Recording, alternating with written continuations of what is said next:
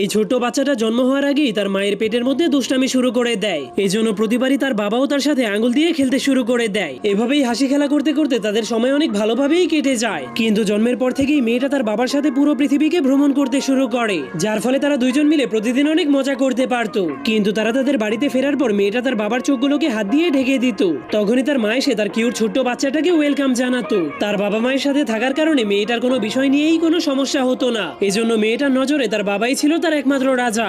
এরপর ধীরে ধীরে মেয়েটা বড় হওয়ার কারণে সে তার মাকে কাজে সাহায্য করতে শুরু করে। কিন্তু তখনই মেয়েটার মা দুইটা পাখিকেই দেখতে পায়, যারা বড় হয়ে যাওয়ার কারণে তাদের মাকে ছেড়ে চলে যাচ্ছে। এই জন্য সে অনেক ভয় পেয়ে ভাবতে শুরু করে তার মেয়ে বড় হয়ে গেলে তাদেরকে ছেড়ে চলে যাবে। এর কয়েক বছর পর মেয়েটা যখনই অনেক বড় হয়ে যায় তখনই সে লুকিয়ে লুকিয়ে তার মায়ের মেকআপ করতে শুরু করে দেয়। কিন্তু এসব দেখার পর তার মা তাকে জোর করে বাচ্চাদের মতো চুল বেঁধে দেয়। কিন্তু মেয়েটা এখন আর এভাবে চুল বাঁধতে একদমই পছন্দ করে না। কিন্তু এর কয়েক বছর পর মেয়েটা আরো বড় হয়ে গেলে তার একজন জাদুকরের সাথে ভালোবাসা হয়ে